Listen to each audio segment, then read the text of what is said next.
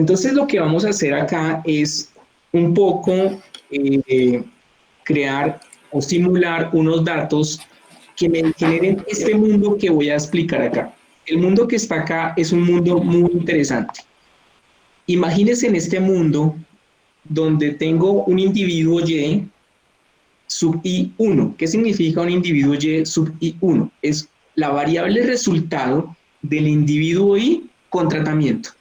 Y eso es una función de alfa 1 más X, que es unas variables resultado, perdón, no son unas variables de control como edad, género, sexo, es decir, algunas variables observables del individuo más un error.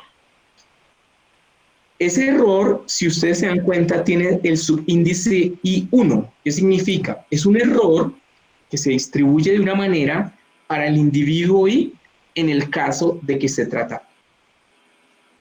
La que está abajo, esta es la primera ecuación. La segunda ecuación es, ¿qué pasaría si el mismo individuo, que es aquí donde comienza a verse un poco que esto es, por eso es una simulación, el mismo individuo sin tratamiento, esa es la variable de resultado del mismo individuo sin tratamiento, utilizando, digamos, los mismos datos de la persona socioeconómicos, más una variable de error que se distribuye de una manera y ese individuo, esa variable de error se distribuye de esa manera cuando no tiene tratamiento. En otras palabras, esas dos ecuaciones me está diciendo el individuo Y con tratamiento va a tener un resultado, el individuo Y sin tratamiento va a tener otro resultado, pero lo más importante de estas ecuaciones es que la forma en que se distribuyen los errores podrían ser diferentes. ¿Qué significa eso? Es plausible pensar que las personas que tienen el tratamiento se comportan de una manera, dado que tuvieron el tratamiento, y las personas que no tienen tratamiento se comportan de otra forma al no tener tratamiento. Eso es lo que está capturando los inobservables. En otras palabras, esa variación idiosincrática de las personas puede ser diferente según si tienen o no tienen tratamiento. Piensen un poco en la realidad.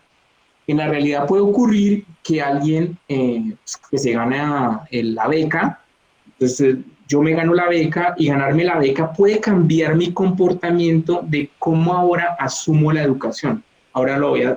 Ahora que tengo beca, pues voy a estudiar un poco más, voy a dejar de procrastinar, etcétera, etcétera. Voy a hacer un cambio de conductas por haberme ganado la beca.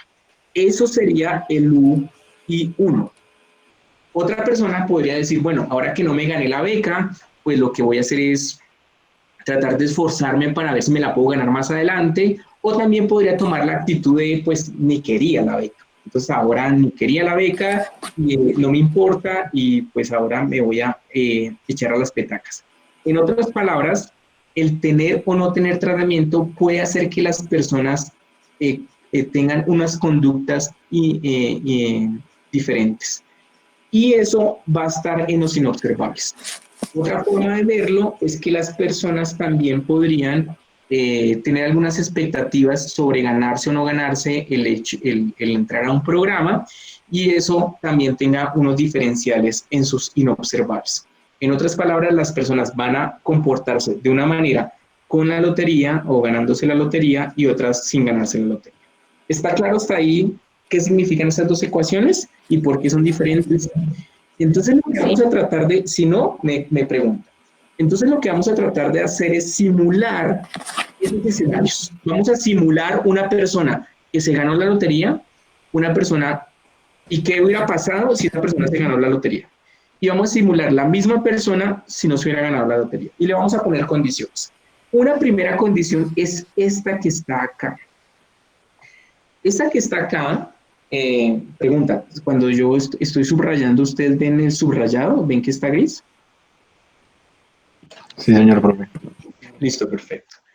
Esa condición que está ahí me está diciendo de el tratamiento del individuo ahí es una función indicadora. Ese 1 que está ahí con 2 rayitas significa una función indicadora, y una función indicadora que va a ser 1 si se cumple la condición que está dentro del paréntesis y 0 de lo contrario.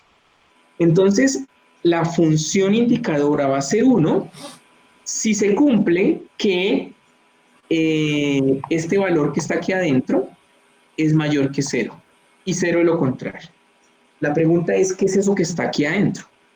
Por ahora, créanme en lo siguiente, digamos, no voy a entrar tan en el detalle por ahora, simplemente voy a entrar en la intuición, pero básicamente esto es una constante. Estos son los socioeconómicos, es un vector de condiciones socioeconómicas de la persona, es decir, de alguna manera estoy imponiendo en esta ecuación que entrar al tratamiento depende de unos observables de la persona. Tal vez las personas de cierta edad tengan mayor probabilidad de aceptar la beca que otras, los más jóvenes tienen mayor probabilidad de aceptar la beca, por ejemplo, o en el caso de canastas, las mujeres con más hijos tengan mayor probabilidad de aceptar el bono de canastas, o si es una subsidio de familias en acción, tal vez las personas que tengan menos recursos tengan mayores probabilidades de aceptar el tratamiento. Entonces, D lo estoy poniendo en función de las observables. Des en cuenta que ya no es aleatorio, sino está en función de los observables. Z, voy a suponer que es una variable aleatoria, es decir, hay algún choque, alguna cosa que hace que las personas tomen la decisión de ir al tratamiento, es decir, que desea uno. Y Z2, lo mismo. Entonces, Z1 y Z2 son choques aleatorios, entonces eso no les vamos a poner cuidado en esta clase. Cuando veamos más adelante variables instrumentales, eso va a ser importante. Entonces, cuando veamos variables instrumentales, vamos a volver a esto, pero para nuestro caso particular no es importante por ahora, es simplemente dos choques exógenos que hacen que la persona tenga mayor probabilidad de ir al tratamiento. Y U, esto es lo más importante de esta ecuación para esta clase, este U y D va a ser la ganancia idiosincrática del tratamiento. En otras palabras, este U y D va a ser la diferencia, es lo que está acá, va a ser la diferencia entre UI de ir al programa menos UI de no ir al programa. En otras palabras, es la diferencia entre el valor o cómo valoro, el diferencial de cómo valoro estar y no estar en el programa. Eso es lo que vamos a llamar las diferencias idiosincráticas de la persona. Si la persona valora igualmente ir o no ir al programa, pues ese UID va a ser 0. Pero si las personas valoran diferente ir o no ir al programa, este UID va a ser diferente. Entonces, ¿hasta ahí está claro? Entonces, D va a ser una función de mis observables, de unos choques y de una diferencia entre los inobservables de ir o no ir al programa. Y esto va a ser súper claro, esto va a ser súper claro. Otra cosa importante que hay que decir es que U y 0 y U y 1, ambos son variables aleatorias. Eso significa que esta resta no es, o la diferencia como está acá, esa resta no es una diferencia aritmética, sino es la diferencia entre dos variables aleatorias. Eso es súper importante porque no es simplemente restar y ya, sino que es la diferencia entre dos distribuciones. Es muy importante tenerlo presente. Listo. Entonces, además, vamos a suponer que podemos observar la variable resultado, que puede ser cualquier cosa, peso y talla de los niños, el puntaje de las pruebas de saber 11, el puntaje de las pruebas de saber pro de los becarios. Profe, hicieron dos preguntas en el chat. La Sí, primera es, ¿puede repetir en qué consiste el X, por favor? listo. El X, muy bien. Oye, ¿cómo te llamas? Sara Jiménez. Sara, tú puedes ser mi, ¿cómo se llamaría esto? Eh, Reportera. Sí, sí, sí, porfa, sería súper para que tú me ayudes con eso. Si ves preguntas, me las vas haciendo. Entonces, Pues, sí, sí, dale. gracias. Mi moderadora, eso. Gracias. Entonces, este X que está acá simplemente representa las variables observables de los individuos. ¿Qué variables observables pueden haber en los individuos? Como por ejemplo la edad, el género, el nivel socioeconómico, etcétera, etcétera. Esa variable X, lo que yo estoy diciendo en esta función es que esa variable X va a influenciar o va a tener influencia sobre si la persona está o no está en el programa. Ejemplos de eso puede ser, por ejemplo, si ir al programa es una beca, puede ser que la edad de las personas tenga influya en que la persona decida o no decida aceptar la beca.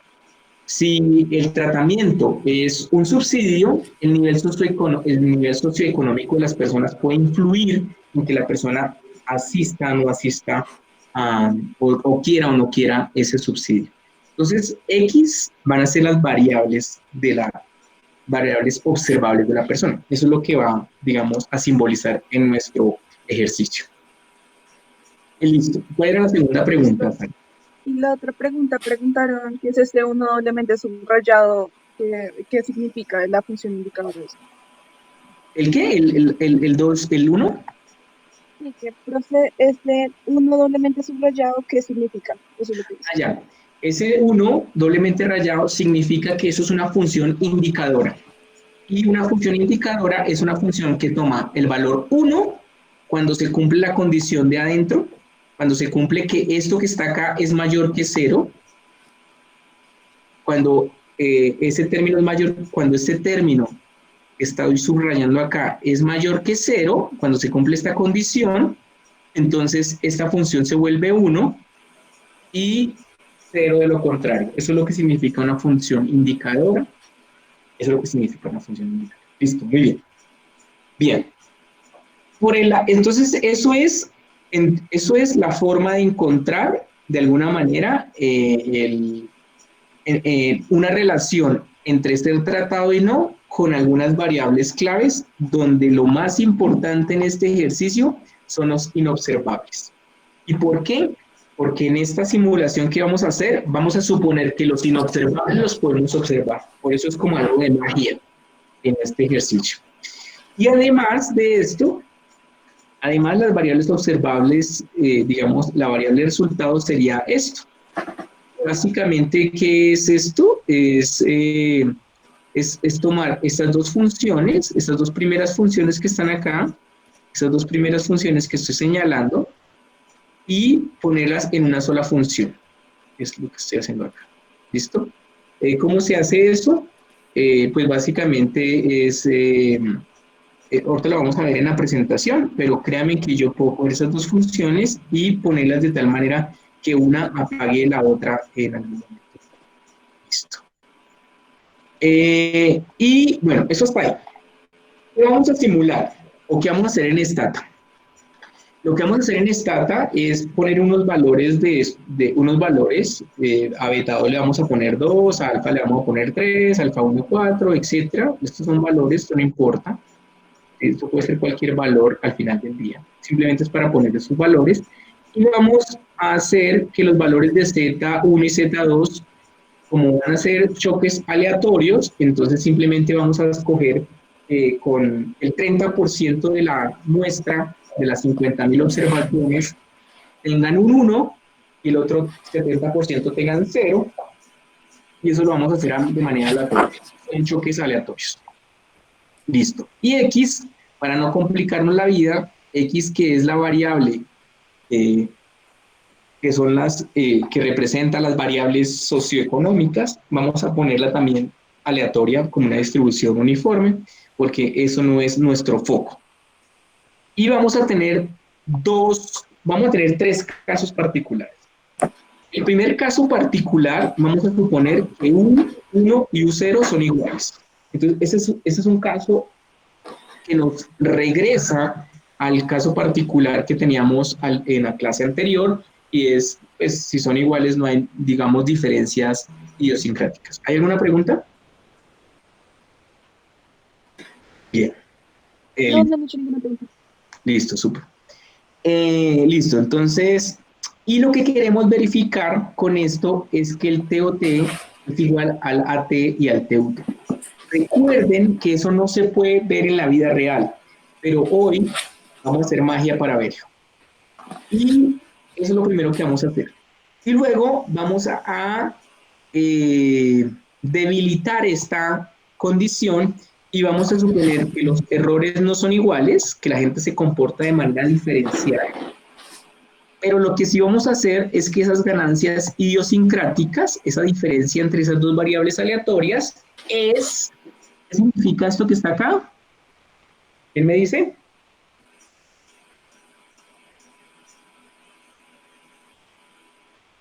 ¿Quién me dice qué significa eso? ¿Nadie sabe? Bueno, eso significa ortogonal. Este símbolo que estoy aquí subrayando significa ortogonal. ¿Qué significa que esta diferencia, que es una variable, que esa diferencia es una variable aleatoria, esa diferencia sea ortogonal a D? ¿Qué significa eso en términos prácticos? Significa que la diferencia en cómo valoro estar o no estar en el programa, esa diferencia de cómo valoro estar o no estar en el programa, no depende o no influye en la decisión de tomar el programa. Es decir, aunque yo valore diferencialmente el programa, eso no va a influir en que yo tome o no tome el programa. Entonces, de alguna manera, este caso particular, este caso A, es un caso más débil que este caso que está acá. Y es un caso un poco más real, porque al final del día, las personas sí valoran de manera diferencial estar o no estar en el programa. O también podría verse como un problema de autoselección. Hay gente que se autoselecciona porque valora de manera diferencial. Listo. Entonces, para que esta condición, digamos, sea viable, significa que yo tengo este U1, ya sabemos qué es, este también sabemos qué es, este que vamos a llamar D es lo que es la diferencia de estos dos, o sea, U y 1 y U y 2 y 0, esa diferencia entre esos dos la vamos a llamar U y D, eso es lo que significa U y D, es la diferencia. Y esa diferencia, para que esto se cumpla, vamos a requerir poner una condición. Entonces la condición, regálame un segundito.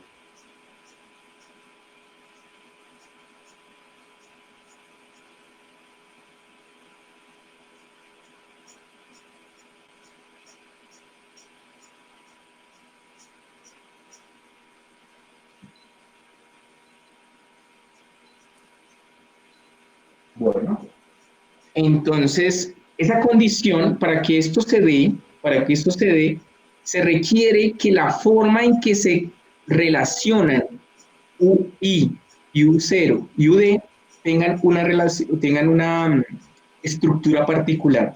Esa estructura particular, lo que vamos a es la distribución de esos tres, se distribuye normal con media cero, es lo que significan estas tres, con media cero, y una matriz de varianza y covarianza con esta relación.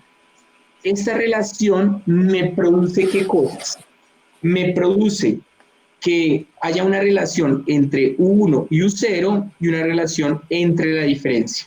Y que esa relación sea ortogonal a D. Una de las cosas que quiero que hagan como ejercicio es esto. A ver si está acá. Esto. Quiero que describan como un ejercicio para la casa, que describan con detalle por qué la matriz de varianza y covarianza 1 nos pone en el caso que no hay selección de retornos. En otras palabras, nos pone en este caso. ¿Por qué esta forma de la matriz, nos pone en este caso? Eso es un ejercicio que quiero que ustedes lo piensen. Pueden hacerlo matemáticamente, pero también lo pueden hacer intuitivamente. ¿Listo? Bueno, hasta ahí está claro lo que vamos a hacer. Entonces, lo que vamos a hacer es una simulación que nos pone en este escenario y que nos pone en el caso, y queremos comprobar que en el caso que U y 1 y U y 0 sean iguales, TOT, TUT y AT son iguales. Y en este caso, voy a dejarlo en suspenso, pero quisiera que pensaran cómo debería ser el ATOT, el AT y el TUT. Quiero que lo piensen, no me contesten todavía, piénsenlo cómo deberían ser estos. Listo. Voy a pasar entonces a Stata para hacer el ejercicio. Entonces, voy a abrir el laboratorio.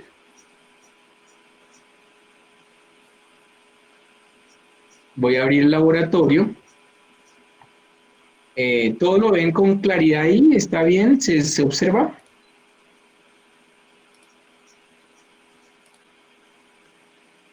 Sí, se ve bien. Listo, perfecto. Y ahorita aquí en el otro lado de la pantalla, la idea es poner los resultados.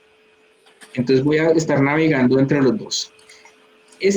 Como es una simulación, entonces les voy contando cómo se hace y ustedes después lo que hacen es replicar la simulación. Entonces, el caso 1, que es el caso más sencillo, donde U1 es igual a U0, ¿cómo se va a hacer? Voy a explicar la simulación y luego miramos los resultados. Entonces, clear, para los que no saben, pues borra todo lo que había hecho hasta el momento. Y cuando hago set, lo que hago es crear 50.000 observaciones. Cuando creo 50.000 observaciones, voy a hacerlo despacio para que se observe. Voy a correr hasta la línea 13. Entonces, hasta la línea 13 aquí ya corrió, si ustedes pueden ver, ya corrió. Y aquí en el número, en este cuadrito, abro y ahí creo 50.000 observaciones. Todas en blanco, 50.000 observaciones en blanco. ¿Listo? Eso fue lo que hizo. ¿Dónde abrí? Abrí este que está acá. Este que dice editor de datos, acá. Entonces, básicamente es lo que hace. ¿Qué voy a hacer? Voy a generar unas variables que se llaman beta, alfa, que es lo que está ahí. Beta, alfa, beta igual a 2, alfa igual a 4, etcétera. Voy a crear esas variables con gen. La corro, ahí creo las variables y si abro acá el editor si abro este editor que está acá, entonces ahí se observan que creé esas variables y ahí están los nombres de las variables. Ahí están. Listo. Listo. Listo. Luego, ¿qué voy a hacer? Voy a generar una variable que le voy a llamar omega. Esa variable omega va a tener una distribución uniforme. Entonces voy a crearla simplemente para mostrar una variable uniforme. ¿Qué significa? Pregunta, ¿qué pasaría si yo hago un histograma de esa variable uniforme? Voy a hacerlo simplemente para chequear cómo se crea un histograma. Acá lo podemos hacer con comandos o lo puedo hacer aquí con el gráfico. Entonces, gráfico, un histograma de la variable que he llamado omega. Ok. Y pues ella es una variable uniforme. ¿Qué es una variable uniforme? Está entre 0 y 1 y todos tienen prácticamente la misma probabilidad de que opere. ¿Listo? Bueno, entonces, eso es simplemente para verificar que estoy haciendo las cosas bien. Listo. Bien. Lo otro que puedo, entonces, ¿ahora qué voy a hacer? Voy a generar una variable z que le voy a llamar 1, es decir, me crea una columna de solo unos, y luego le voy a reemplazar z igual a 0 si omega es menor que 0,3. ¿Qué me garantiza este línea 24? ¿Quién me quiere decir? ¿Qué me garantiza esta línea 24? ¿Quién me quiere decir? Vamos, anímese, muchachos. Sara, escoge un nombre.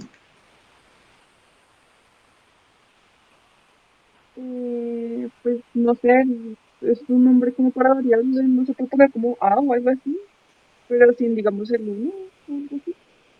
Señora, No sé lo de la función indicador. Sí, ahí todavía no hemos hecho la función indicadora.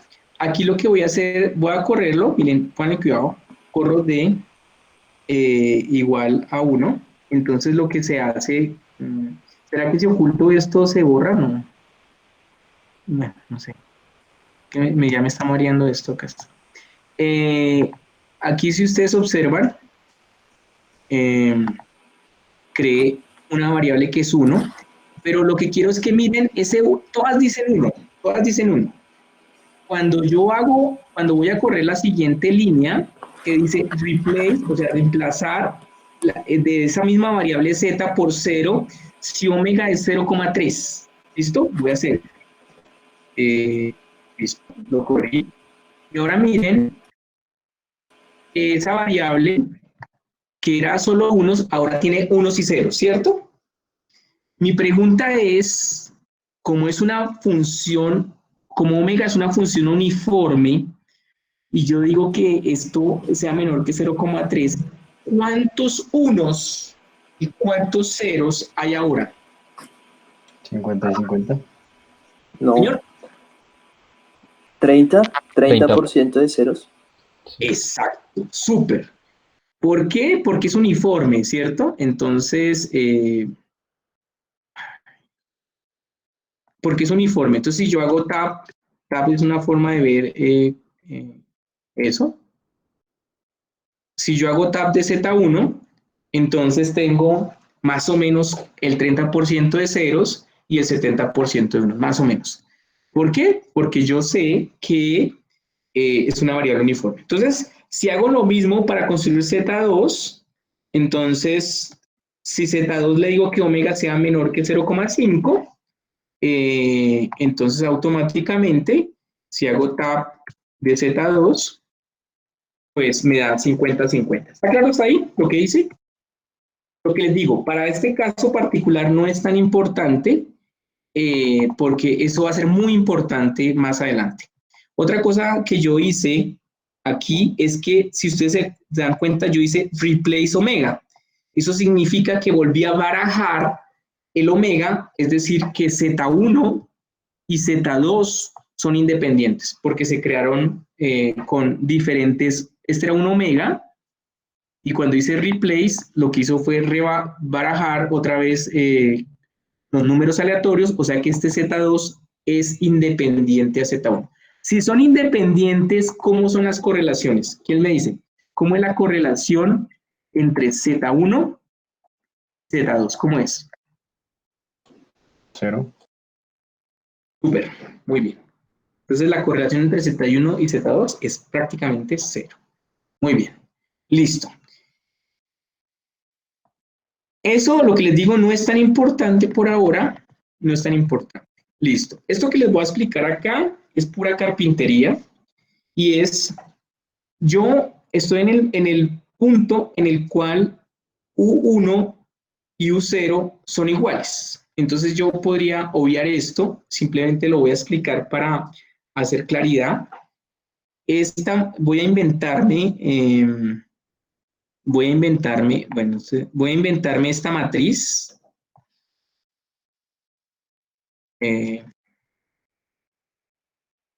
Ya había corrido Z. Esta matriz que está acá, si se dan cuenta, esta matriz es una matriz identidad, ¿listo? Entonces, ¿qué voy a hacer con esa matriz identidad? Voy a hacer lo siguiente. Voy a irme al laboratorio.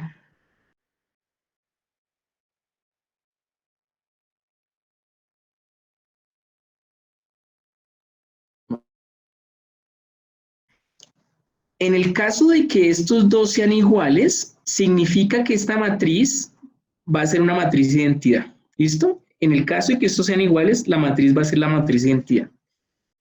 ¿Y qué es lo que tengo que hacer? Tengo que garantizar que mis errores se distribuyan de tal manera que se tenga esta matriz de identidad. Recuerden que yo tengo que simular los errores y no los he construido todavía. Entonces, ¿cómo los vamos a construir? los voy a construir de esta manera. La fila 34 hasta la fila 45, lo que está haciendo es construyendo o simulando unos errores que tengan una estructura. En este caso, la primera cosa que vamos a hacer es construir unos errores que tengan esta estructura. ¿Cómo se hace? Entonces, lo primero que hice fue definir esta matriz sigma. Voy a escribir una cosa que se llama Cholesky, que simplemente lo que me va a hacer es me va a permitir hacer una operación más fácil. Cholesky es una transformación de la matriz y me la convierte en triangular superior, es decir, que los números debajo de la diagonal son ceros y los de arriba no son cero, y eso es pues una Cholesky de una identidad, pues es la identidad. Entonces, en este caso es una bobada, eso va a ser más útil en el siguiente caso, pero quería explicar que lo que estoy haciendo de la fila 34 a la 45 es simular los U0, los U1 y los UD de tal manera que sean equivalentes a la conformación de una matriz como sigma U. Eso es lo que estoy haciendo. En el caso particular, esta matriz va a ser una matriz de identidad, pero en los otros casos va a tener una estructura un poco diferente. Si yo corro esto de aquí de la fila 36 hasta la 45, estoy construyendo unos U. Si se dan cuenta, aquí estoy construyendo unos U. Les voy a mostrar esos U. Están acá. Construí unos U. De tal manera, esos U que construí están de tal manera, den cuenta que aquí están ya construidos, están simulados de tal manera que deberían ser muy parecidos a la estructura, a tener una estructura matricial parecida a esta que está acá. ¿Cómo compruebo eso? Pues puedo sacar en la fila 48, voy a decir que me construya la matriz de varianza y covarianza de esos tres valores. La matriz de varianza y covarianza de esos tres valores es muy parecida a una matriz de identidad. No es exactamente igual porque la estamos simulando. En otras palabras, simulé unos errores que conservan de alguna manera esta estructura con una matriz de identidad. Eso es lo que estoy haciendo acá. ¿Está claro eso que hice? Estoy simulando unos errores con una estructura particular. Listo. Listo, ya eso fue lo que hice ahí. ¿Qué voy a hacer ahora? Pues voy a calcular mis dos variables, mi variable resultado con tratamiento y sin tratamiento. Recuerden que aquí no importa porque voy a suponer en el primer caso que son iguales, entonces esto va a ser igual, pero nuevamente eso es simplemente una bobada porque pues es el caso número 1 y voy a suponer que la variable D se selecciona de manera aleatoria. Eso es lo que voy a hacer. Entonces, este es el caso que nos lleva al mundo que estamos viendo de aleatorización. Entonces, en este caso, voy a correr esto que está acá, que construye la variable Y1, construye la variable Y2, Y0, construye la variable del programa, y acá genera la variable Y y la variable U. Entonces voy a hacer esto, voy a correr hasta acá. Voy a volver acá. Y quiero mostrar aquí una cosa. Entonces, este Y1 y este Y0, ninguna de estas variables se observa en la vida real. Ni U1, ni U0, ni UD, ni Y1, ni YD. Eso no se observa en la vida real. ¿Qué se observa en la vida real? En la vida real ustedes observan el D, la persona fue tratada o no fue tratada. Observan el Y, en el caso de ser tratada o no tratada. En este caso, yo les ponía un dibujito en la presentación que ejemplificaba esto, pero solamente para ejemplificarlo acá. Dense en cuenta que en la observación número 1, la persona fue tratada. Entonces yo solamente veo el valor cuando es tratado y no veo el valor cuando no es tratado. Por esa razón, acá aparece en Y, en la columna Y, aparece el valor de la variable Y cuando fue tratado. Entonces, por eso aparece esta. En el caso de la fila 2, la persona no fue tratada, entonces en la variable Y solo aparece ser tratado. Entonces, en cuenta. Este U ni siquiera en la vida real aparece, ¿no? O sea, en la vida real el U no aparece porque es inobservable. En este caso, me está tomando el U cuando es tratado, que sería este valor de acá, y cuando no es tratado, me está tomando el valor de acá.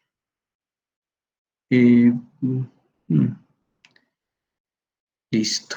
Bueno, entonces, esto es lo que tengo en la vida real, el D y el Y. Los demás no los observo. Entonces, los demás todos fueron simulados. Entonces, yo lo que tengo que ver, lo que tengo que comprobar es si con estas dos cosas que tengo acá, puedo encontrar los efectos que tendría o que encontraría si tuviera la bola mágica. Eso es lo que quiero hacer. Quiero saber si con los valores que en la vida real tengo, que serían D y Y, si con esos valores es suficiente para encontrar los valores que tendría si tuviera la bola mágica. Eso es lo que estamos haciendo ahí en nuestra regresión, en nuestro ejercicio. Entonces volvemos acá y lo primero que quiero hacer es mostrar lo siguiente. Lo que voy a correr entre la 68 y la 75 es la distribución de U0 y U1. Entonces corro el código entre esas dos y lo que se observa, ahí está haciendo un montón de cosas, la idea es todo esto para observar que la variable U1, perdón, la distribución de U1 y la distribución de U0 son prácticamente iguales, independiente de que yo las haya generado de tal manera, como la forma en que las simulé me garantiza que las dos distribuciones se comportan igual. Eso significa que no hay diferencia en los inobservables entre los dos grupos, entre la persona cuando fue tratada o no fue tratada, o otra forma de decirlo es que no hay ganancias idiosincráticas entre ser tratado y no ser tratado. Eso es lo que significa esa gráfica. Listo. Listo. Entonces, ahora sí, ya tenemos todo simulado. Lo primero es que vamos a generar ahora el AT, el TOT y el TUT. Nuevamente, esto solo lo podemos hacer porque hemos simulado Y1 y Y0. En la vida real, recuerden que si se tiene Y1, no se tiene Y0, y si se tiene Y0, no se tiene Y1. Entonces, en la vida real no tenemos esto. Entonces, vamos a generar el AT, el TOT y el TUT. Y aquí es donde aparece, donde va a aparecer la primero que es como mágico. Entonces, voy a hacer el zoom de Y1, Y0, AT y TOT. Entonces, observen aquí lo siguiente. Observen que en promedio, el Y1 en promedio de las 50.000 observaciones es 4,9, es casi 5 en promedio. Por supuesto, eso está entre un máximo y un mínimo, entre 0,32 y 9,47, con una desviación estándar de 1,15. En otras palabras, no todos tienen 0, no todos tienen 5, pero en promedio es 5. Regálenme un segundo. En promedio 5.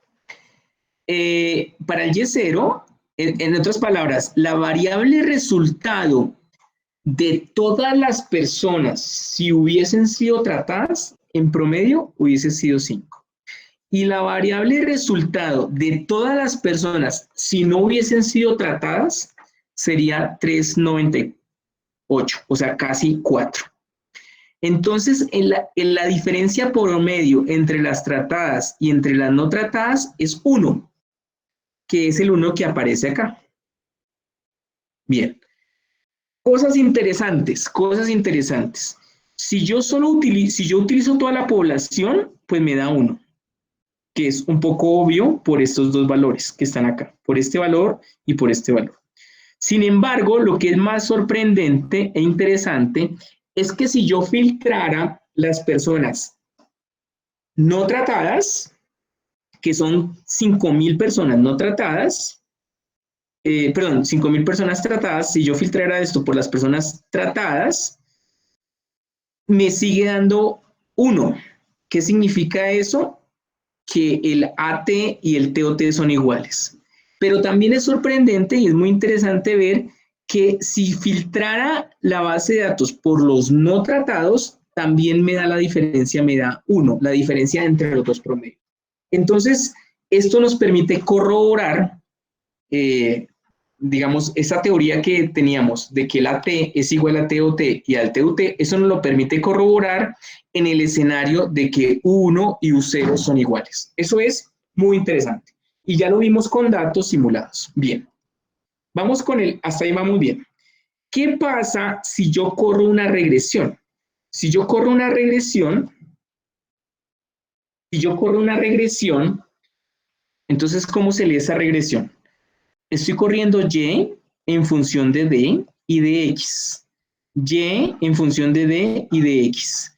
El valor D, el coeficiente de D, en este caso el beta 1, sería prácticamente 1. Prácticamente 1 sería el coeficiente de que es básicamente nuestro AT, TOT y TUT. En otras palabras, la regresión recupera el valor real. Yo no tengo, sino en la vida real yo tengo Y y D. Y cuando corro una regresión entre Y y D, bajo esta condición que estamos diciendo, que el U1 es igual al U0, bajo esa condición, la regresión recupera el valor real de nuestra estima, del beta. Eso, en otras palabras, es una buena estimación del AT, del TOT o del TUT. Es una buena estimación del AT. Eso es lo que significa eso. Es una buena estimación del AT. Muy interesante, ¿no? Y ¿qué más se lee esto? Pues esto es 1. El p-valor es muy cercano a 0, es decir, es estadísticamente significativo. ¿Estamos de acuerdo? Eso es como se lee esta regresión. Bien. ¿Qué pasaría si yo hago un test de medias? Simplemente hago un test de medias común y corriente. Si hago un test de medias, en este caso particular, también la diferencia captura el mismo valor 1 y es estadísticamente significativo. ¿Sí? Es estadísticamente significativo. Entonces, ¿qué me está diciendo eso? Y es 1, o sea, no hay ningún problema, es 1. ¿Qué diferencia hay entre esos dos? Entre esos dos valores es que el controlar por X sí me ajusta un poquito mejor el coeficiente. Dense cuenta que aquí es 1,03, aquí es 1,04. El X me ajusta mejor el D, pero en ausencia, en otras palabras, en ausencia de autoselección, la diferencia de medias también es, digamos, una forma de estimar el efecto del programa. ¿Qué me beneficia hacerlo con regresión? Es que yo puedo controlar por los inobservables que me pueden mejorar la eficiencia de la estimación. Esto. Hasta ahí no hay lío. Y si hacemos el zoom de los errores,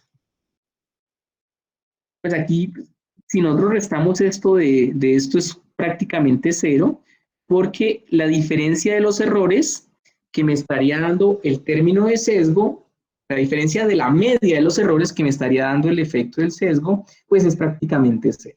Entonces, en este caso, estamos en un mundo aleatorio, que es lo que hemos visto, donde no hay sesgo, donde la regresión es me está dando exactamente el mismo valor que el TOT, el TUT y el AT, y estamos en el mundo en que estos tres son iguales. Listo. Creo que ahí la simulación no hay ningún lío. Bien. Vamos a ponerlo interesante. Esto no lo voy a volver a explicar porque es exactamente lo mismo. Me voy a detener es en un punto clave y es acá donde voy a cambiar la matriz y donde voy a permitir que haya correlaciones entre los errores y que haya una diferencia idiosincrática. Eso es lo que voy a permitir. Entonces, en este caso, voy a volver a correr todo. En el caso 2, donde los errores son diferentes, pero la diferencia de las dos variables de los errores son ortogonales a D. Entonces voy a hacer eso, voy a correr hasta acá, voy a correr hasta acá, Entonces, lo que quiero hacer con la simulación, voy a simular los errores de tal manera que se comporten de esta manera. Voy a hacer que los errores se comporten de esta manera.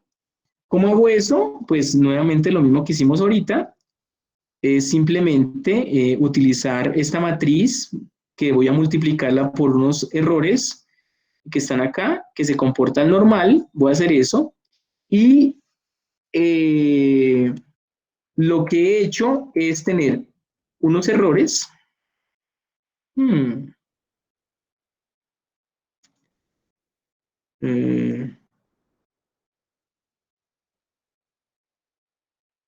Ay, ¿ahora qué pasó?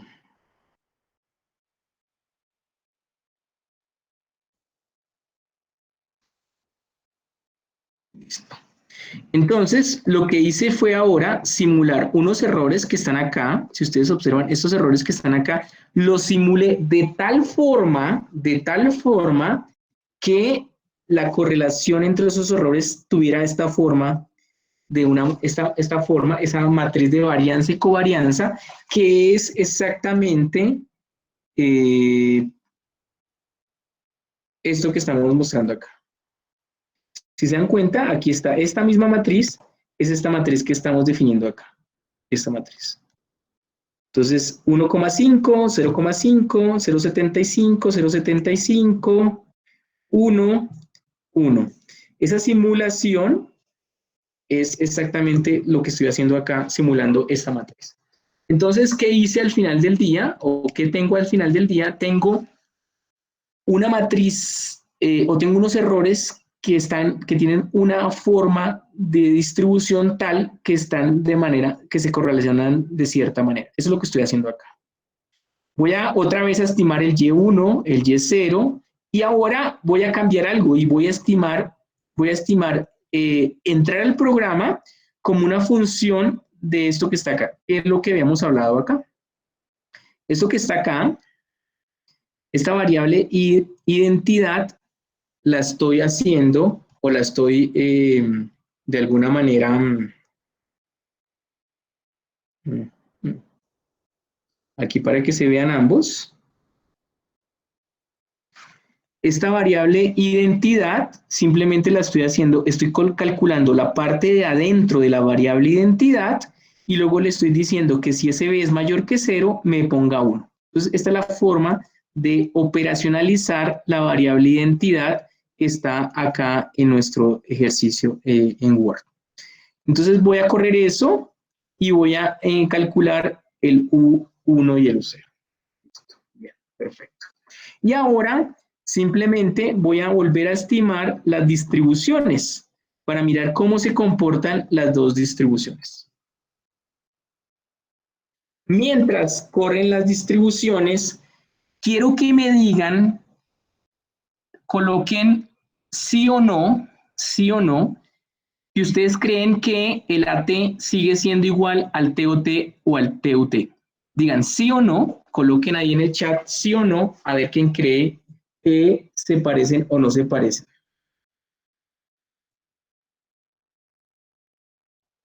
Quiero ver ahí en el chat, sí o no. Dicen que no, que no, que no son iguales, que no son iguales, que no son iguales. Vamos a ver qué sorpresa nos da la vida. Entonces, vamos a ver. Listo, lo primero hay que decir es que nos dio que las distribuciones son diferentes. Entonces, eso claramente es lo que en la vida real más ocurre, y es que la distribución ante ausencia de aleatorización del experimento, el experimento aleatorio generalmente, mejor dicho, en ausencia de un experimento aleatorio, generalmente las distribuciones de los errores deberían ser diferentes, porque las personas que entran al programa son sistemáticamente diferentes a las que no entran. Esta gráfica representa eso, que hay personas en sus inobservables diferente a otras personas. Eso es lo que nos dice esa gráfica. Entonces, lo que va a ocurrir ahora es que vamos a estimar qué va a pasar acá. Entonces, Voy a calcular el AT y el TOT, voy a calcularlos y voy a calcular el zoom. Ustedes dijeron que eran diferentes, que no eran iguales. Vamos a ver qué pasa. Miren, casi uno, casi uno. Es más, estos son, estadísticamente prácticamente son uno, y nos da exactamente el mismo valor, o nos recupera exactamente el mismo valor que en el caso de aleatorización. Sorprendente, ¿no? ¿Cómo así? Entonces, bajo esta condición de que los errores son diferentes, pero que la diferencia de esos errores es ortogonal al tratamiento, todavía se conservan los valores AT, ATOT y ATUT. Son exactamente el mismo valor con y sin ese sesgo de autoselección o ese sesgo de selección idiosincrática. Pregunta, ¿ustedes creen que la regresión que voy a correr recupera o no recupera ese valor? ¿Qué opinan? ¿Recupera o no recupera ese valor? Vamos a ver qué ponen en el chat. ¿Recupera o no recupera ese valor? Dicen que no, otros están dudosos, no ponen nada, tal vez, ese tal vez no me sirve mucho, no.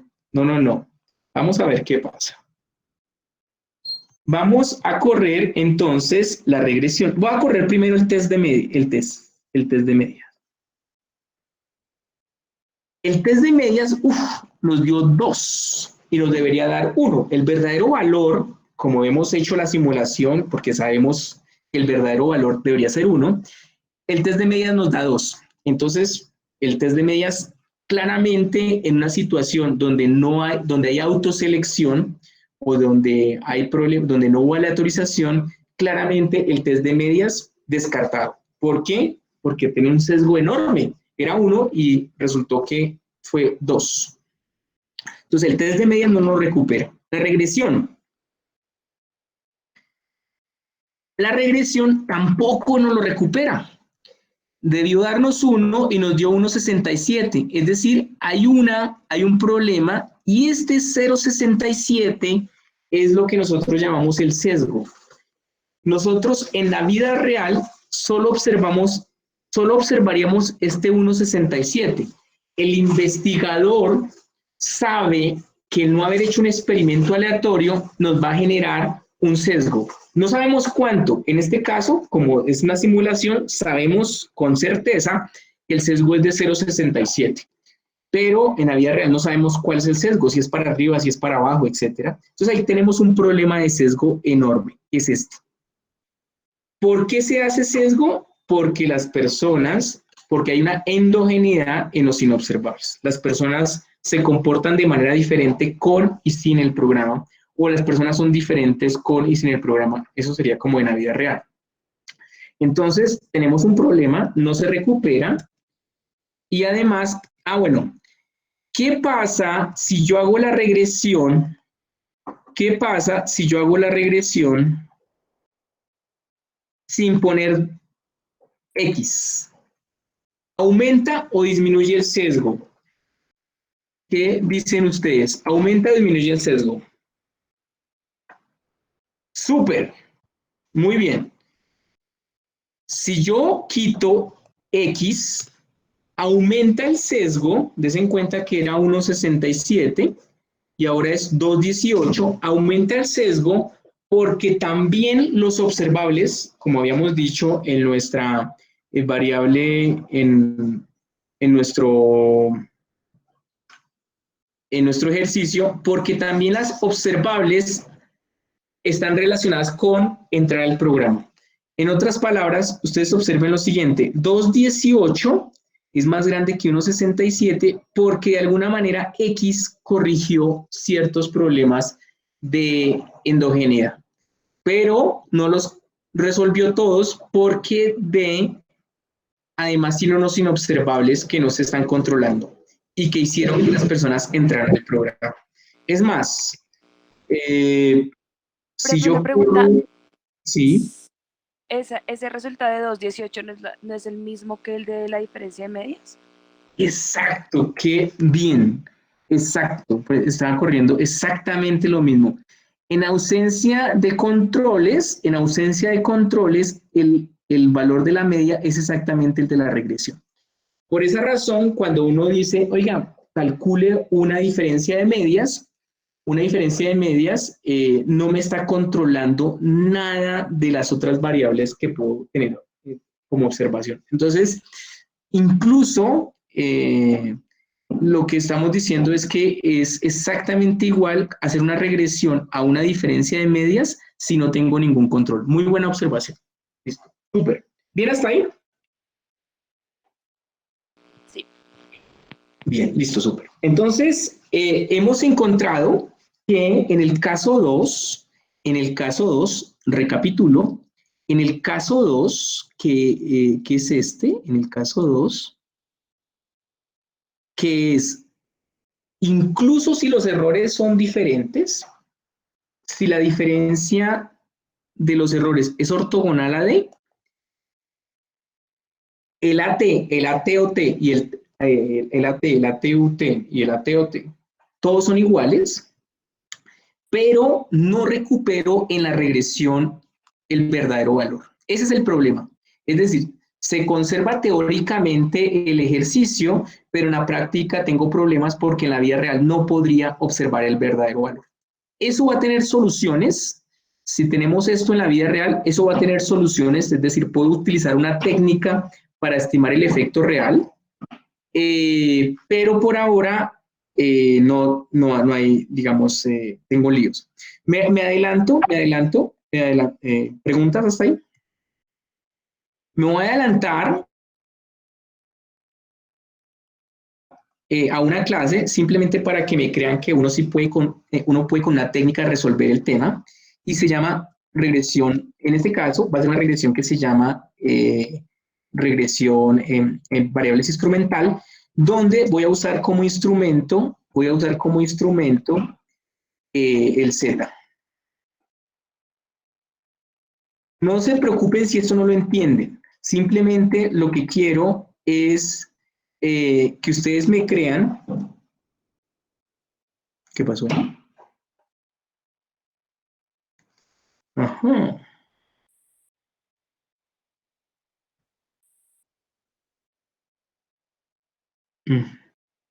Type reto. Ahora no, sí, por ponerme a hacer algo que no tenía planeado. Pero, ya sé que me hace falta. Listo.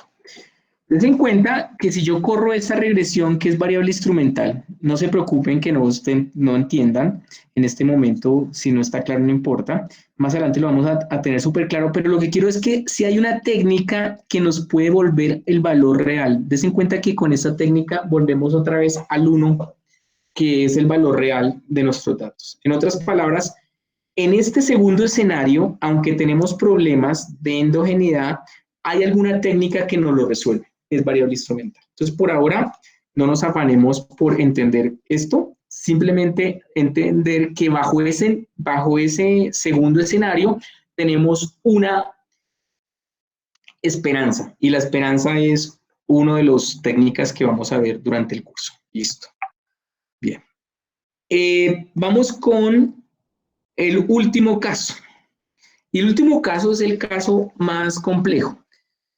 Si los errores son diferentes y además la diferencia de las variables aleatorias de los errores no es independiente a D, pues vamos a tener problemas. Entonces, ¿cómo hacemos eso? Tenemos una forma de la matriz de varianza y covarianza diferente que nos permita estar en ese escenario. Voy a correr hasta acá. Ay, Dios mío. Me toca borrar. Listo. Entonces, ¿qué diferencia hay entre la anterior y esta? Es la forma en que se correlacionan los errores. Si yo cambio la forma en que se correlacionan los errores, estoy en el mundo en el cual U1 es diferente a U0 y su diferencia no es ortogonal a D. Esa es la forma en que esta matriz está construida, y en este caso también voy a correr los errores. Profe, qué pena, una pregunta. ¿Sí? O sea que ahorita este caso es que los errores, los inobservables, sí influyen en que tome o que no tome el programa, ¿sí? Que la diferencia que es diferente, como los errores son diferentes para quien lo toma como para quien no lo toma, y que además la diferencia, exactamente, la diferencia entre U1 y U0 es ortogonal a tomar el programa. Es decir, esa diferencia sí hace que la persona tome una decisión de ir al programa o no. Ok, vale. En otras palabras, valorar diferente estar en el programa o no, eso se tiene, pero además valorar esa diferencia de valorar el programa es la que además te hace tomar la decisión de ir al programa o no. Exacto. Listo, vale. Entonces ahí está, se nota que es diferente las distribuciones. Y en ese caso, ¿qué me dicen? ¿Cómo va a ser el AT, el TOT y el TUT? ¿Van a ser iguales? ¿Sí o no?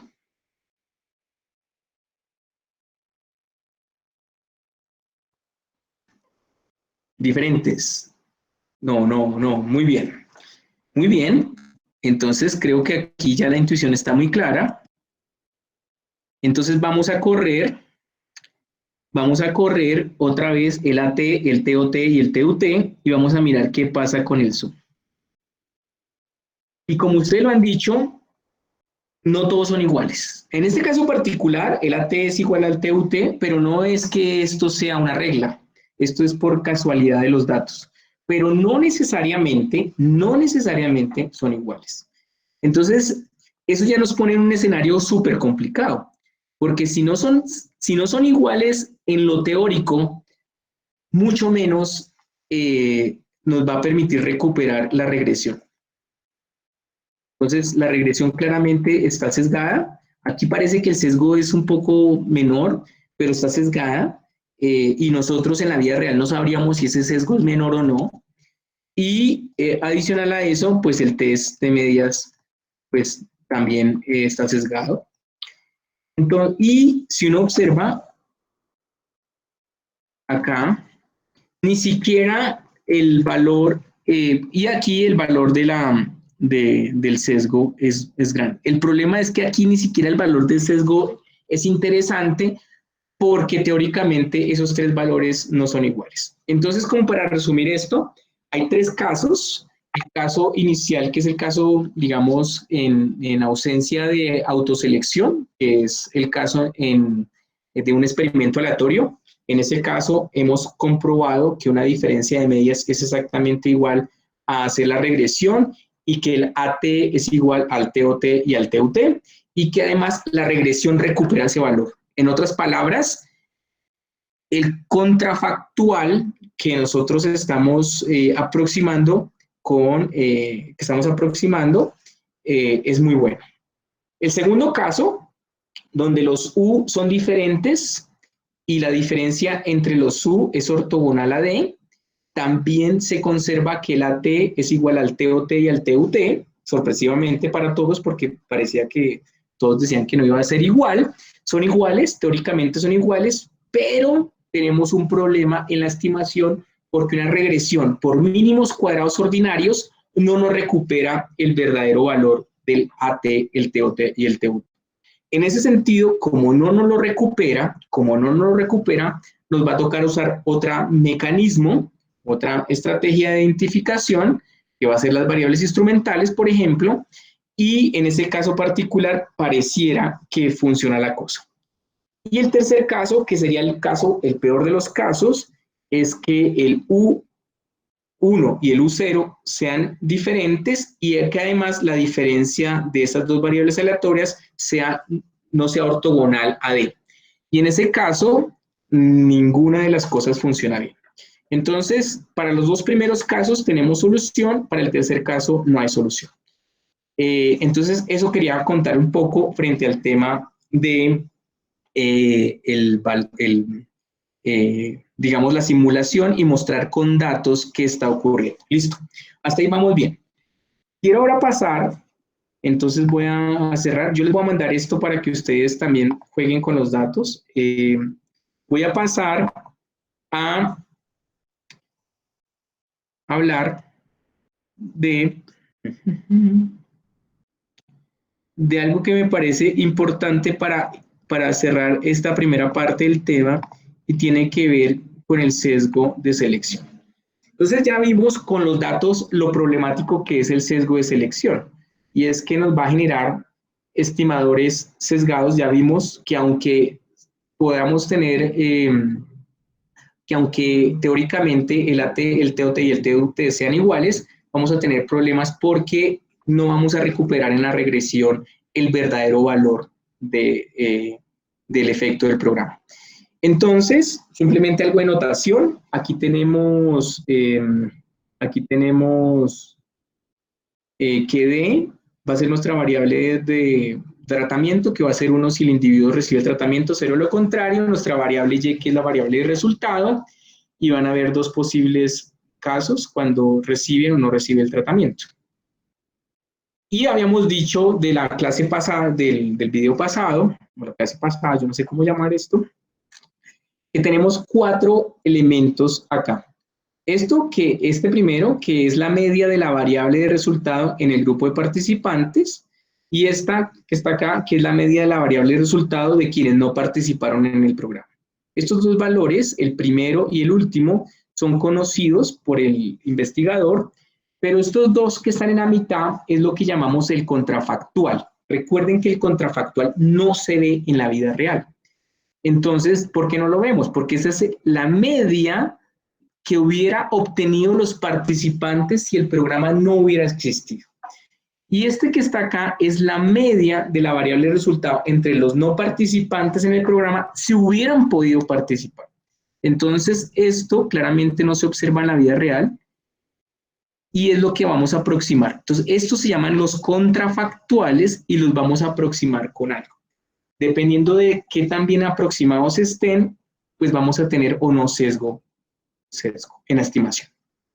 Entonces, al final del día, el valor, digamos, el impacto estimado del programa es la media del estimador, dado que D es 1, y es lo que estamos diciendo, es la diferencia entre la media de la variable resultado de los que tuvieron el programa menos la media de la variable resultado de no haber tenido el programa, si no hubiese tenido el programa, si las personas que tuvieron el programa no hubiesen tenido el programa. Y esto es lo que no es observable y lo que queremos es poder saber si este que está acá, que es el contrafactual, lo podemos aproximar a este valor que sí observamos en la base de datos. Esa es, digamos, como la idea particular o lo que centra todo el tema de la estimación. El principal reto es determinar bajo qué condiciones este supuesto sería válido. Entonces, cuando los individuos se autoseleccionan, tenemos un problema de sesgo de selección porque hay características que tienen los individuos que no son observadas y que podrían de alguna manera presumiblemente influir para que las personas entraran al programa. Entonces, el resultado de la variable resultado puede verse no solo al tratamiento, sino a características del individuo. Y por esa razón, en ese sentido, si hay un sesgo de selección, estos dos no deberían por qué ser iguales. Ante un sesgo de selección, estos no deberían ser iguales. ¿Qué es lo que nos pasó en el segundo caso que vimos ahorita en el laboratorio? Quiero pasar este ejemplo un poquito por encima. Y entonces la consecuencia del sesgo de selección es que este beta 1, como lo observamos en el laboratorio, es diferente. El beta 1 en el caso del laboratorio nos dio más grande del valor real. Y esto se debió porque el valor esperado de U dado D es diferente a 0. Listo. Entonces acá, qué quiero que hagamos? Supongamos por un momento que esta es nuestra regresión y que esa regresión es sesgada. Vamos a suponer que hay unos inobservables que hacen que tenga sesgo. Por ejemplo, la motivación, por ejemplo, el interés, etcétera, etcétera, van a hacer que hayan características observadas del individuo. Vamos a poner un caso particular y yo quiero que ustedes me digan. Supongamos que el programa es un programa que está estimando, digamos, es la talla y peso de los niños y que D es un suplemento nutricional o un subsidio de canastas, etcétera, y que presumiblemente hay autoselección y entonces aquí van a haber algunas variables, particularmente ¿qué variable creen ustedes que puede afectar? ¿Qué variable puede afectar ir al tratamiento y que adicionalmente afecte el crecimiento de los niños? ¿Qué variable se les ocurre? ¿Qué variable en los inobservables puede hacer que las personas tengan mayor probabilidad de entrar al programa, pero también esté relacionada con el resultado del programa, que en este caso es talla y peso? De pronto, ¿qué tan involucrados están los padres? Digamos, una madre más involucrada pues va a llevar al niño al programa, en cambio una que digamos no le importe tanto pues no, y también eso digamos afectaría otras Súper. variables dentro del crecimiento del niño. Perfecto, involucramiento de los padres, eso me parece una súper variable. ¿Qué más? Voy a llamarle a esa variable I. ¿Qué otra más?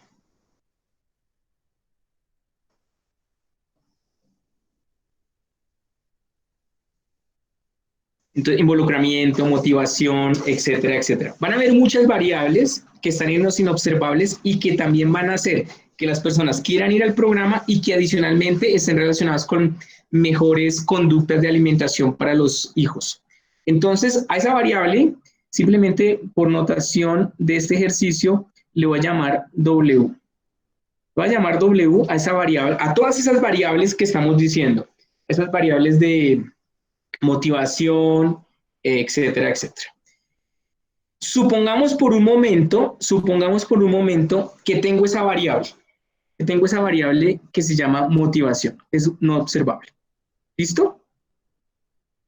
Pregunta, para el caso particular de el tratamiento que estamos usando como ejemplo. Esa variable motivación o esa variable interés, etcétera, esa variable motivación o interés, ¿cómo está relacionada con D? ¿Positiva o negativamente? ¿Cómo es la correlación? ¿Cómo es la correlación? ¿Cómo es la correlación? Es positiva, ¿no? Entre W y D. Esa correlación es positiva. Listo. Bien, perfecto. O sea, en otras palabras, uno presumiblemente pensaría que beta 2 es positivo. En este caso, supondríamos que beta 2 es positivo. ¿Listo? ¿Estamos bien hasta ahí? Listo. Entonces, con eso en mente, miremos el siguiente cuadro.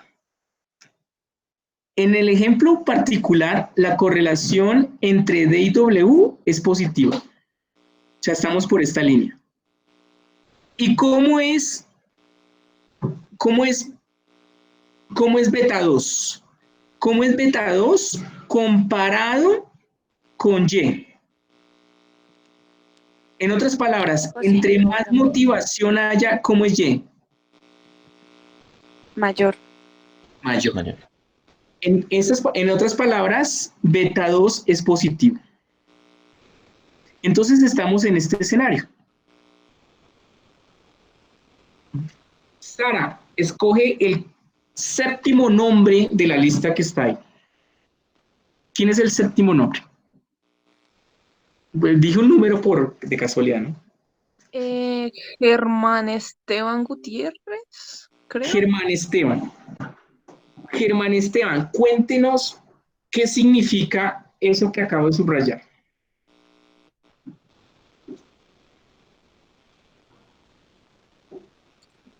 Pues Se man- básicamente que el estimador está subestimado porque el valor esperado del estimador real es mayor.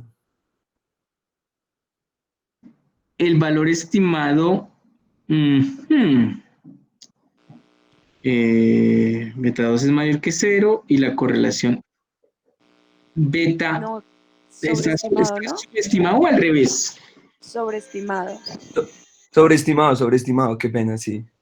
Bien, no se preocupe, para eso estamos. Está sobreestimado. Significa que el valor que estamos encontrando, recuerden que el valor que estamos encontrando es este, ¿no? El valor que estamos encontrando es mayor que el valor real, ¿cierto? Si el valor que estamos encontrando es mayor que el valor real, es porque lo estamos sobreestimando. Eso fue lo que nos pasó en el ejercicio de laboratorio.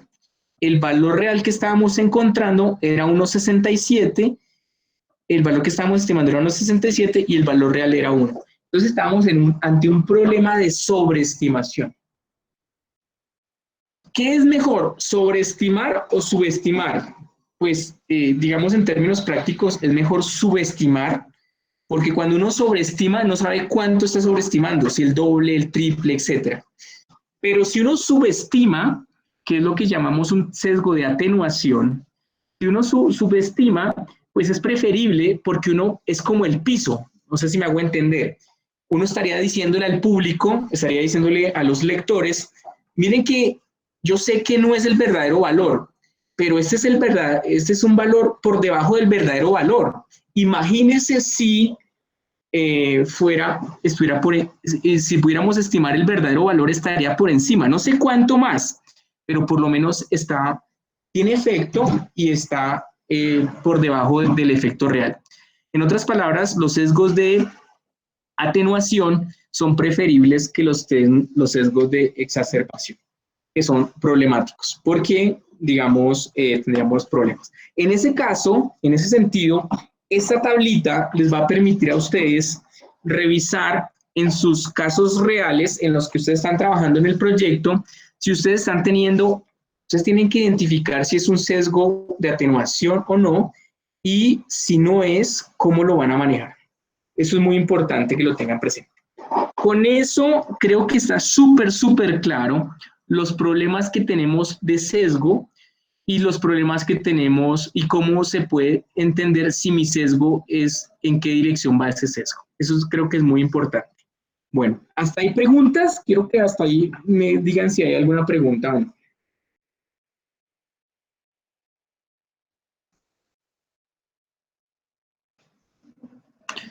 Entonces, piensen por un momento en lo que ustedes vienen trabajando y si esa pregunta que están tratando de resolver tiene sesgo o no y qué tipo de sesgo tiene. Voy a tratar de dejar unos minutos. Quisiera que ahorita voy a tratar de dejar unos minutos para darle a cada grupo 2 minutos y que nos cuenten cómo van con su proyecto, porque creo que es muy importante, ya casi se acerca la hora de entregar y quisiera saber cómo van con su proyecto y si han podido o no avanzar y de qué manera han podido avanzar. ¿Listo? Bien. ¿Hasta ahí va claro? Listo. Entonces creo que...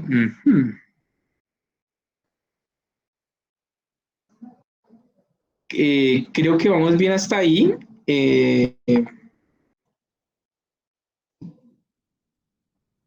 Para cerrar con este tema de experimentos aleatorios, entonces yo creo que ya todo lo que se ha dicho me va a permitir correr un poquito con esta presentación, porque creo que es un poco repetido lo que he dicho, pero vale la pena reforzarlo. Entonces, para ir cerrando con el tema de aleatorización, de experimentos aleatorios, es que teniendo en cuenta que en los experimentos aleatorios lo que hacemos es garantizar experimentos aleatorios lo que hace es garantizar esto, garantizar que los contrafactuales los voy a poder aproximar con las variables que tengo. En otras palabras, este contrafactual lo voy a poder aproximar con este valor que está acá y este contrafactual que está acá lo voy a aproximar con este.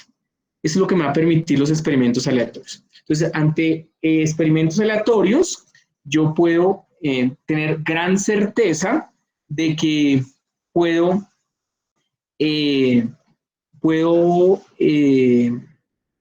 aproximar mi contrafactual a un valor observado. Y eso lo puedo hacer porque garantizo esta condición que está acá. Entonces, la independencia condicional se garantiza con la aleatorización. Y eso me permite tener, ya no tengo un individuo idéntico, pero sí tengo un grupo de individuos que en promedio se parecen al otro grupo de individuos. Es lo que me permite estimar el efecto promedio del programa. Eso ya lo habíamos dicho un poco en el video, son como las ventajas y las limitaciones, y también habíamos hablado un poco de esa tensión entre si debo aleatorizar grupos tratados, si son individuos o son conglomerados. Eso también lo había dicho un poco en el video. Y habíamos dicho que esa diferencia de medias, y lo vimos ahorita en la estimación, esa diferencia de medias que claramente, inclusive una persona que creo que fue Sara, nos dijo que esta diferencia de medias daba exactamente igual a esta estimación. Des en cuenta que esta estimación no tiene controles, esta diferencia de medias da exactamente igual que esta regresión. Es una forma de hacer inferencia frente a beta 1. Y eso, pues digamos, nos permite, cuando tenemos regresores adicionales, como por ejemplo incluir los X en la regresión, lo que nos va a permitir es tener características de los individuos y aumentar la posibilidad o la eficiencia mejor del estimador. Si se dieron cuenta, en el laboratorio que hicimos, este valor de beta 1 no cambiaba mucho, cuando era aleatorio no cambiaba mucho, con y sin los controles, pero sí aumenta la eficiencia del estimador. Eso es, digamos, muy importante cuando agregamos variables de control. Otra cosa muy importante que se utiliza cuando uno tiene variables de control es poder encontrar efectos heterogéneos entre la población.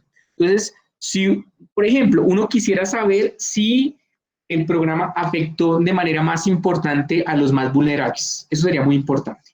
Quisiéramos saber si ese programa afectó de manera diferencial a los hombres y las mujeres, por ejemplo. Quisiéramos saber si ese programa afectó de manera diferencial a la población de mayor edad. Entonces, pero yo tengo una pregunta en ese punto, porque cuando dices cómo se afectó más a hombres o a mujeres, pero digamos eso ya no estaría incluido en una de las X como con una variable que sea hombre 1 y mujer 0, no sé. Muy bien, muy buena observación. Muy buena observación. Voy a hacer aquí el ejemplo con este. Supongamos que solo tengo una variable X que es por ejemplo, sexo. ¿Listo? X va a ser sexo. ¿Listo? Entonces, voy a suponer que esa variable sexo está hecha de la siguiente manera. Que la variable X sexo es 1 si es mujer y 0 si es hombre. No sé por qué todos los modelos siempre le ponen al hombre 0. Bueno, puede ser algo que nos están... bueno, no importa. Discriminación positiva. ¿Cierto? Sí, no sé por qué, pero siempre en los modelos nos preocupamos más por las mujeres y por eso les ponemos 1 si es mujer y 0 de lo contrario. En ese caso particular, se den cuenta que lo estoy teniendo como control. ¿Se dan cuenta? Está como control. Está como control mi variable sexo. Pero cuando la interactúo, el beta 3 se prende cuando D es tratado, es decir, 1, y cuando X es 1, es decir, cuando es mujer. En otras palabras, beta 3 nos estaría capturando el hecho de ser mujer y ser tratada. En otras palabras, el beta 3 es el efecto adicional. Ten en cuenta que el beta 1 es el efecto promedio, ¿no? Beta 1 es el efecto promedio y beta 2 es el efecto de ser mujer, en este caso. Beta 1 es el efecto promedio del tratamiento y beta 2 es el efecto promedio de ser mujer. ¿Y Pero si se suma no daría el beta 3? No, porque recuerda que hay mujeres tratadas y no tratadas.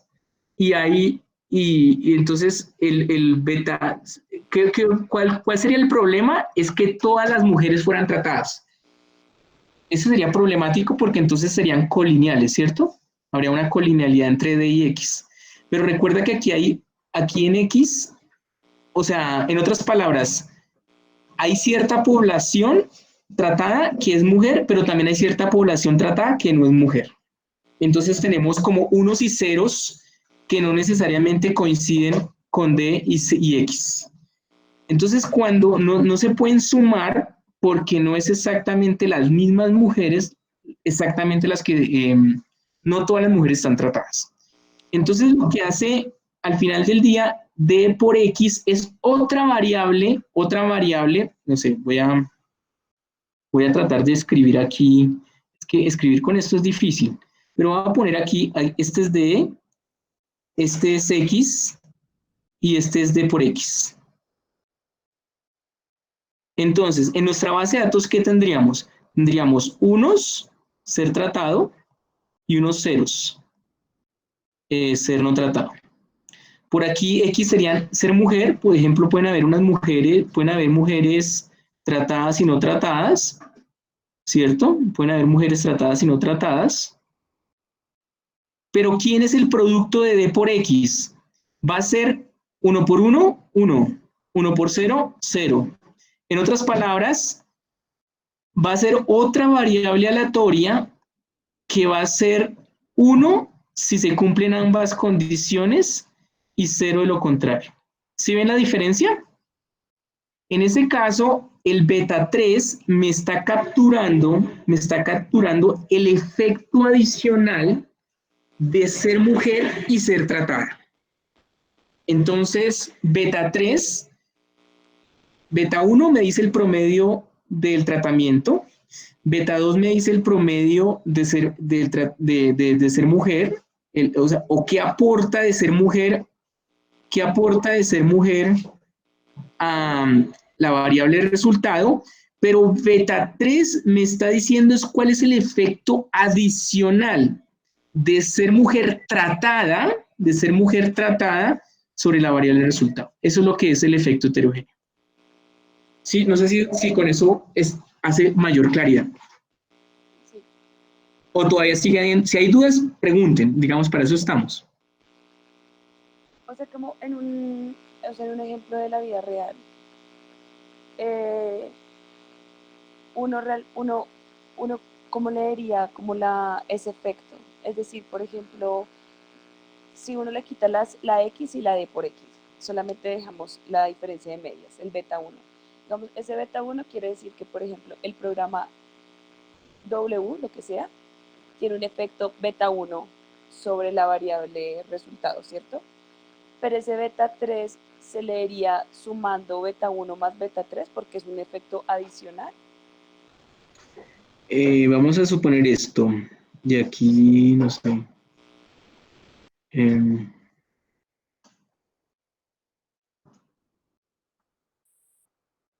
Y aquí, por ejemplo, 0,1. Listo. Vamos a suponer que beta 1 es 0,2. Vamos a suponer que Y es talla y peso. ¿Listo? Es talla y peso. Entonces, vamos a suponer que beta 1 es 0,2, beta 2 es menos 0,3 y beta 3 es 0,1. Vamos a suponer eso. ¿Cómo se leería eso? Significa que el tratamiento tuvo un efecto positivo sobre la talla y peso de las personas en promedio. Es decir, que la talla y peso de las personas aumentó gracias al programa en 0,2. O otra forma de leerlo es que las personas beneficiarias del programa tuvieron una talla de peso 0,2 desviaciones estándar por encima de los no tratados. Ese 0,2 está claro cómo se interpreta, ¿sí? Listo. Pero además controlamos por ser mujer. Y resulta que en promedio, las mujeres en promedio tienen menos talla y peso que los hombres. Por ejemplo, 0,3 desviaciones estándar. Entonces, de alguna manera, las mujeres, por su condición, por su biotipo y por su desarrollo, tienen en promedio menos edad, menos esta talla y peso. Eso es lo que dice ese menos 0,3.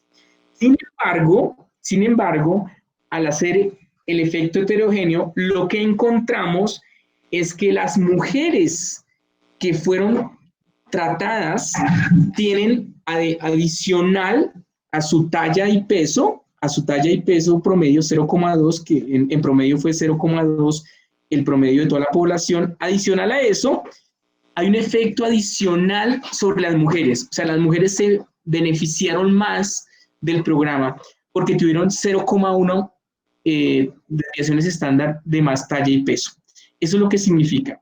O sea, en promedio las mujeres tuvieron 0,3 desviaciones estándar de más talla y peso, pero 0,2 es del promedio de la población y el 0,1 es el efecto adicional de ser mujer. Si el efecto no hubiese tenido ventajas entre hombres y mujeres, beta 3 hubiese sido no significativo. Es decir, no sé, puede ser que un programa de talla y peso podría, no sé, no tener efectos diferenciales entre hombres y mujeres porque a los hombres y las mujeres les dieron la misma ración, etcétera, y crecieron de manera, digamos, en promedio parecida. Entonces, beta 3 podría ser que no tiene ningún efecto adicional. En este ejemplo que estamos poniendo, habría un efecto adicional en las mujeres de 0,1 talla. Desviaciones estándar en su talla y peso. Entonces, esa es la forma de interpretar. El beta 1 es el efecto promedio de la población. El beta 2 es el control que se hace sobre la variable que queremos ver el efecto heterogéneo.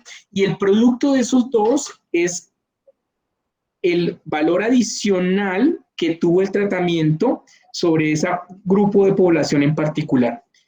No podemos estimar efectos heterogéneos, o sea, esto yo creo que aclara también un poco la cosa. Siempre que queremos estudiar efectos heterogéneos, tenemos que meter la variable de tratamiento, la variable sin la interacción y la variable interactuada.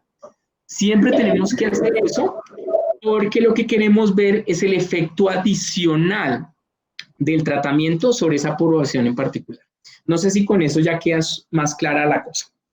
Sí, ya entendí. Muchas gracias. Súper, listo. Hasta que no esté claro, no sé. Bien, perfecto. Listo.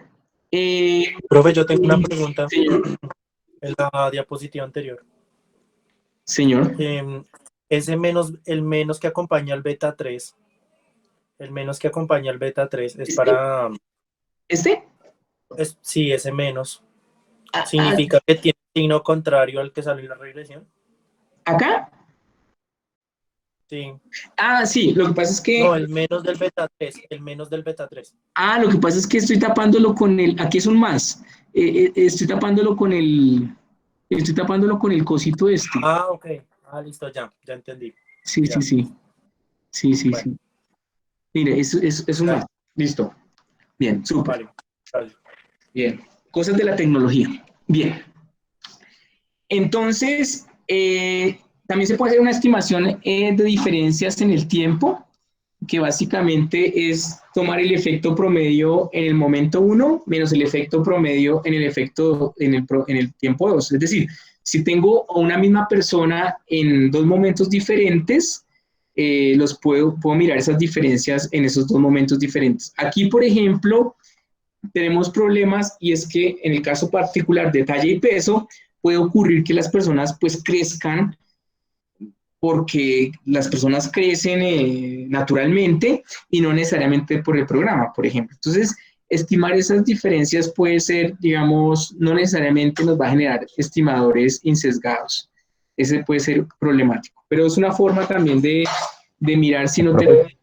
Señor. Es que hay una pregunta ahí en el chat, entonces la voy a leer. Dice William que si el beta 3 significa un incremento de 0,1 frente a la población total o frente a las mujeres que no tomaron el tratamiento.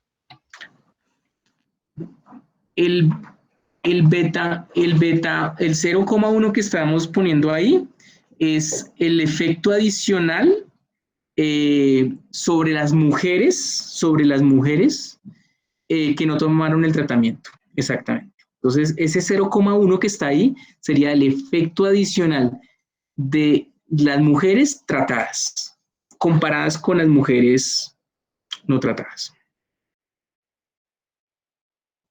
Bien. Vale, profe, gracias. Listo. Entonces, la estimación en diferencias en el tiempo que me está representando es la media de la variable resultado en el grupo de los tratados en el periodo posterior a la intervención, y el Y0 barra me está diciendo la media de la variable de resultado en el grupo de los tratados en el periodo anterior a la intervención. ¿Listo? Entonces, una forma de estimar eso es, en lugar de colocar D, colocamos T, que sería el que nos estaría dando digamos, en la base de datos nos estaría dando el indicador en qué momento entró al tratamiento. Entonces, ¿cuál es el problema aquí? Es que algunas variables de resultado pueden tener tendencias naturales. Es más, yo creería que todas las variables de resultado en general tienen tendencias naturales. Por ejemplo, el crecimiento. El crecimiento tiene tendencia natural, la gente crece unas más que otras, pero todo el mundo crece, y eso va a tener efectos sobre el resultado de la regresión. Si uno habla de aprendizajes, las personas también aprenden, así no estén en el colegio. Es más, hoy en día estamos aprendiendo sin ir a la universidad. O sea, de todos modos, la gente aprende, ve un video, ve, etcétera, cosas. Entonces, hay una tendencia natural casi de todas las variables, y eso significaría que en ese caso, beta 1 sería sesgado si existe una tendencia temporal, porque beta 1 estaría confundiendo el efecto del tratamiento con el efecto natural de crecimiento. Y si eso ocurre, pues sería problemático. En este caso, uno lo que debería es poder controlar esa tendencia natural. ¿Cómo se controla? Pues hace una variable, si tiene más de 2 periodos, pone una variable de tendencia, que sería este beta 1t, y el efecto del programa estaría dado por beta 2. Entonces, beta 1 sería la tendencia del tiempo que afecta a la variable de resultado, y este de acá sería la diferencia entre el antes y el después de la variable de interés para el grupo de tratamiento. Eso, digamos, podría ser útil para programas universales o en curso, pero en general es problemático porque ahí no hay como una aleatorización. Entonces, eso es una forma de estimar también. Listo, esto ya habíamos hablado de los problemas de la aleatorización. La gente se comporta de manera diferencial con y sin tratamiento. El otro problema potencial es la mala aleatorización. Es más, yo no lo puse en el video, pero un ejemplo de mala aleatorización es la siguiente. Imagínense en este experimento mental. Yo tengo una bolsa, voy a imaginarme que tengo una bolsa con... ¿Cuántos estudiantes hay en el chat? ¿Quién me quiere decir? 29. Entonces voy a poner una bolsa con 29 bolas. Voy a poner 6 bolas rojas y las demás 25 bolas negras. ¿Listo? Quien saque la bola roja, de todos ustedes, quien saque la bola roja, saca 5 en la materia, pues tiene que estudiar y todo, pero vamos a suponer que puede sacar 5. Yo no voy a ponerme a fijar si le fue bien yo voy a esperar que lo haga de manera que quiera aprender por el amor de aprender y no por otra cosa, no por la nota. Entonces voy a hacer un experimento y voy a mirar qué pasa si a las personas automáticamente les digo no va a importar su nota, yo lo que quiero es que usted venga por aprender y se van a ganar esa rifa. Los que saquen las bolas rojas se van a ganar esa rifa. ¿A quién le gustaría que hiciera esa rifa de verdad?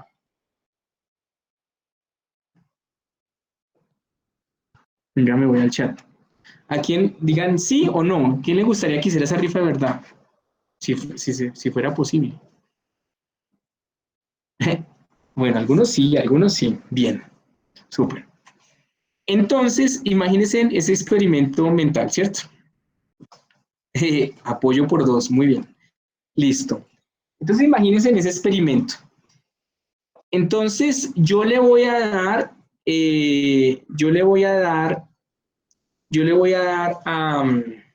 ¿a quién? Por ejemplo, Juan Esteban. Juan Esteban, si saca la bola roja, ¿cuál es la probabilidad, Juan Esteban, cuál es la probabilidad de que usted se gane la rifa? Creo que eran 4 bolas sobre 29. Eran 5 rojas y 24 negras. Pues es 5/29. 5/29. Estamos todos de acuerdo con eso, ¿cierto? Esa es la probabilidad de que Juan Esteban se gane la lotería si Juan Esteban es el primero, ¿cierto? Bueno, ¿qué pasaría? Entonces, vamos a suponer que Juan Esteban sacó la bola roja, ¿listo? ¿Cuántas bolas rojas quedan? 4. ¿Y cuántas bolas negras quedan? 28, 24. Entonces, ahora voy a pedirle a Sergio que saque otra bola. La probabilidad de Sergio, ¿cómo es comparada con la de Juan Esteban? ¿Mayor, menor o igual de ganarse la lotería?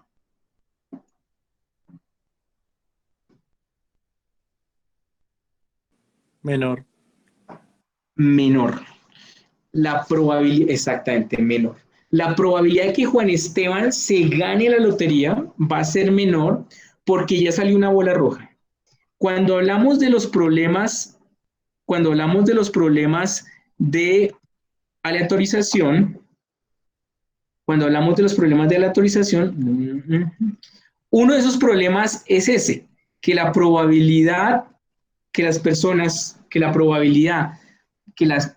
tienen de ganarse la lotería sea diferencial. Si se dan cuenta, en este ejercicio mental sencillo, pues esa probabilidad cambia mucho. Y eso puede ocurrir en la vida real. Si nosotros hacemos eso, y es que vamos a rifar con una bolsa de bolas rojas y negras, pues todas las personas van a tener probabilidad diferente de ganarse la lotería, y eso ya automáticamente hace que haya una mala aleatorización. Por eso es muy importante en los procesos de aleatorización pensarlos muy bien, hacerlos con Excel o con Stata, etcétera, etcétera. Por ejemplo, crear en la base de datos una variable aleatoria. Eso significa que todo el mundo tiene la misma probabilidad de ganarse la lotería. Entonces, eso quería como ponerlo o resaltarlo frente al problema de la mala aleatorización. Esto también ya lo vimos. Este no lo vimos y me parece muy importante, y es que una forma de verificar la aleatorización es correr la regresión entre D, que es ganarse o no la lotería, y las variables observables, X. Si está bien aleatorizado, pregunta, si está bien aleatorizado, ¿debería ser significativo o no significativo los beta 1? En otras palabras, si X es el sexo, la edad, el nivel socioeconómico, etcétera, ¿esas variables serían significativas o no significativas con relación a D? ¿Qué dicen? Perfecto. Significativas. Serían no significativas. Muy bien. Perfecto. Entonces, una forma de ver que se está cumpliendo la aleatorización es que correr D contra las observables no debería dar correlación alguna. Listo. Entonces, hasta ahí queda supremamente claro el tema de aleatorización, queda supremamente claro el tema de sesgo, queda supremamente claro que hay unas cosas, hay unos temas hay algunos elementos que se observan en la base de datos y otros que no se observan, y que es la teoría la que nos dice cómo deberían comportarse. Entonces, básicamente, para resumir, ante una aleatorización no hay problemas de sesgo, ante una aleatorización no hay problemas en los inobservables, y el contrafactual se puede aproximar a un valor observado en la base de datos. En ausencia de aleatorización, no vamos a tener un problema de sesgo y nos tocaría utilizar otra técnica para poder reducir el sesgo y poder estimar el efecto del programa. Entonces, eso, digamos, resume hasta ahí el punto. ¿Preguntas hasta ahí? Bien, entonces no hay preguntas. Voy a